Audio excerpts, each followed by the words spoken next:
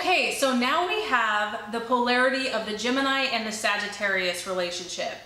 So Gemini being an air sign, Sagittarius being a fire sign. How do these two personalities fit on the opposite spectrum of the zodiac wheel? Now we know with Gemini that these people and personalities are lively, excitable, communicative, talkative. A Gemini is going to love to try new things. They're distractible, yes, but they're very easy to talk to. And what's great about Geminis is that they pretty much have something in common with everyone.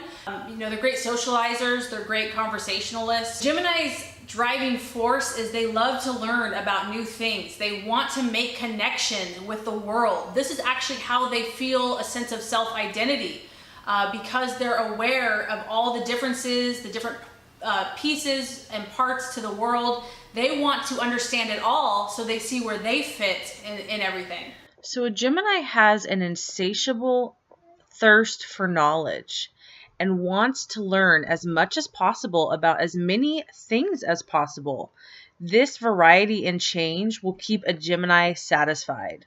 A Gemini seeks knowledge and they want to understand things from every different angle. Gemini likes to communicate with everyone because once again, you have this dynamic where as they come across different people, situations, they see themselves reflected in the world.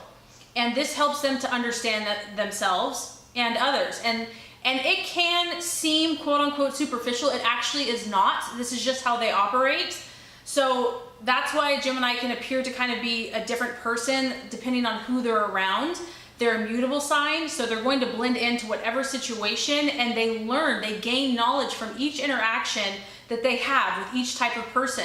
So that's why they love variety. The variety is the spice of life. Gemini's insatiable curiosity is trying to find out who they are. So there's a purpose behind that. When they feel that once they understand all the billions of missing parts, that they might understand who they are in wholeness. So it's like they feel a sense of being connected, and this satisfies them. So here's where the Sagittarius comes in. Now, a Sagittarius loves knowledge as well, just like the Gemini, but it's different. Sag is looking at the big picture. They're looking at these higher principles, things that govern the universe. Truths, principles, morality, knowledge. Sagittarius is also seeking knowledge. However, they're looking at it from the bigger picture.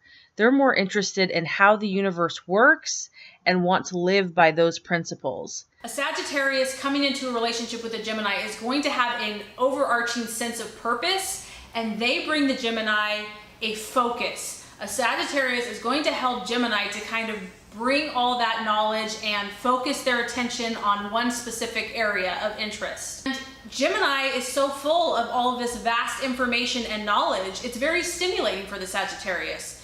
Granted, Sagittarius is not as interested in all the details, but it makes for stimulating conversation. There's always something new to talk about. Sagittarius is going to help the Gemini to harness this knowledge and to focus, to achieve their goals. Sagittarius is going to take these smaller aspects of quote unquote truth or knowledge and connect them to the bigger picture, to the universal truths of life. A Sagittarius wants to, being a fire sign, they want to apply the truths. They don't just want to know them. They want to live by these truths that Gemini is bringing to the table.